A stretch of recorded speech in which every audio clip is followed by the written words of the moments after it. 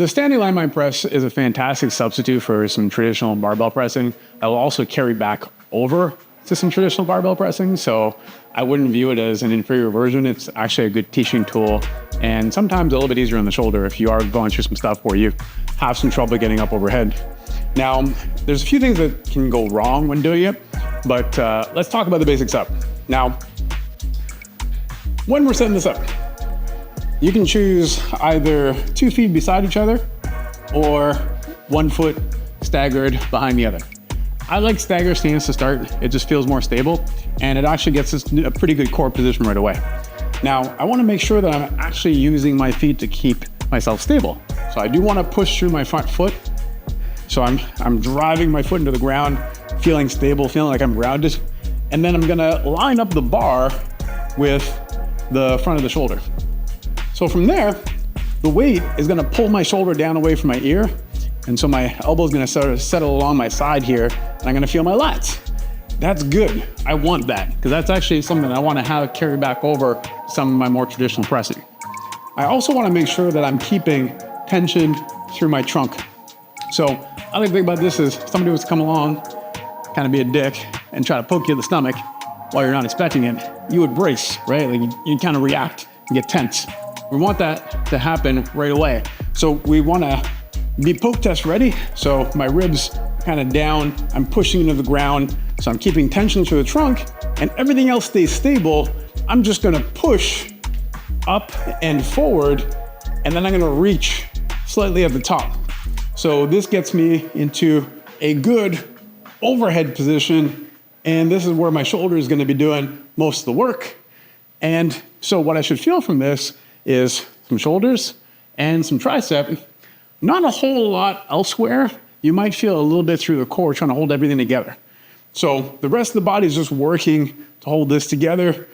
You're making sure to reach forward at the top if you can. Now, I say if you can because there is some room to stay a little bit more upright and press straight ahead.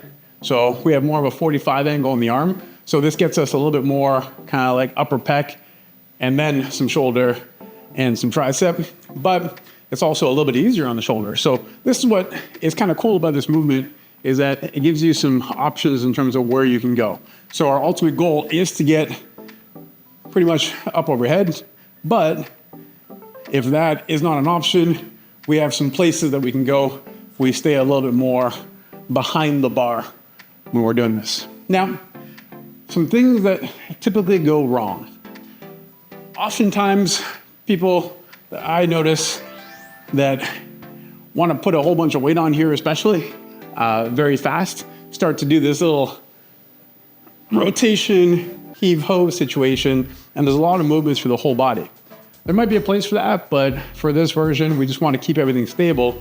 So we do want to make sure that we're not getting any other movement from the rest of the body, and we're not using momentum to get the bar going.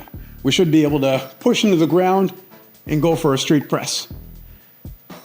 The other thing that goes wrong is sometimes we start a little bit too far behind us, or we end up pressing somewhere off of essentially being in front of that shoulder. So you'll end up pressing more towards the midline or outside the body. We want to make sure that the hand stays in line with the shoulder the entire time. This gets us lots of work from the shoulder, and it's actually easier in the shoulder joint if they're lined up. So those are the main things that can go wrong in that movement.